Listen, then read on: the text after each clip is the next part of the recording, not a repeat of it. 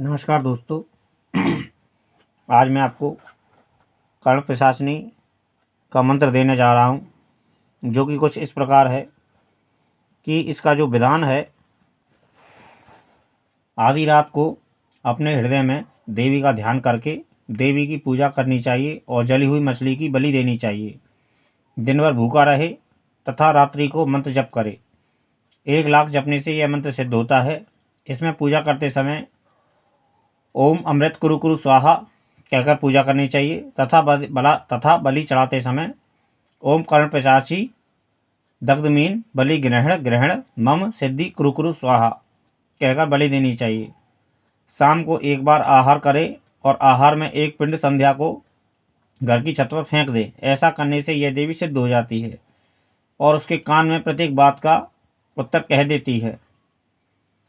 तो मित्रों, कर्ण पिशाचिनी देवी वैसे ऐसा कहा जाता है और इसमें मैं आपको कर्ण पिशाचिनी देवी का मंत्र भी बता देता हूँ, जो 1 लाख जप करना है, जो कि इस प्रकार है। ओम कर्ण पिशाचिनी बाधाति तानागतः ह्रीं स्वाहा।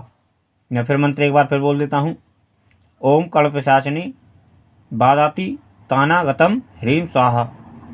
तो यह मित्रों कर्ण पिशाचिनी का मंत्र है। वैसे कर्ण पिशाचिनी के विषय में ऐसा कहा जाता है कि कर्ण पिशाचिनी देवी बहुत बुरी बताई गई है, लेकिन कर्ण पिशाचिनी के अनेक मंत्र मिलते हैं, जो कि कुछ साधनाएं तो सारी कर्ण पिशाचिनी की तामसिक ही होती है।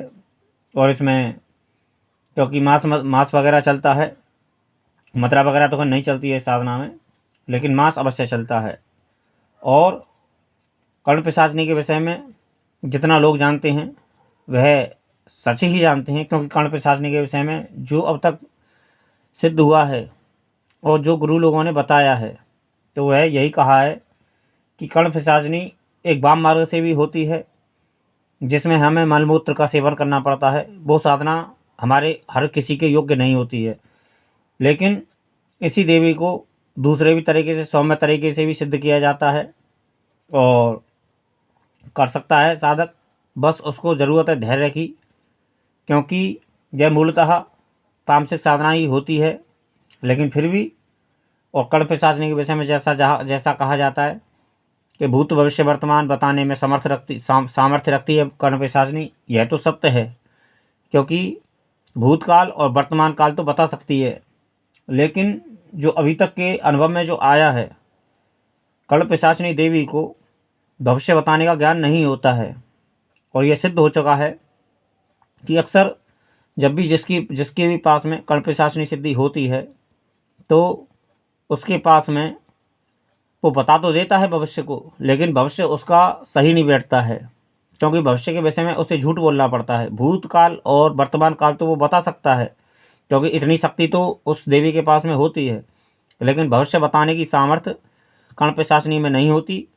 और जो भी साधक बताता है कर्ण पिशाचिनी की, वो बात ठीक है कि कुछ ना कुछ तो कहेगा, क्योंकि साधक ने जब साधना सिद्धि की पाई है, तो वही देखो सामने उसे कुछ ना कुछ तो कहना ही पड़ेगा। और भविष्य के विषय में तो यह साधना भी एक मत है। और ये जो गुरु लोग जो होते हैं, मैं तो इस साधना का जानकार नहीं हूँ खैर, लेकिन मैं गुरुओं से मैंने सुना है ऐसा कि सात्विक तरीके से भी कर्ण पिशाचिनी साधना होती है और उसमें कोई जोखिम नहीं होता, कोई वो नहीं होता है। बस यह है कि श्रद्धा भाव से किसी भी साधना को किया जाए तो हमें अवश्य सफलता मिलती है। और मैंने आपको विधान बताया है, और किसी भी योग्य गुरु से आप जानकारी करके कर सकते हैं। और जैसा कहा जाता है वह सत्य ही कहा जाता है। धन्यवाद मित्रों।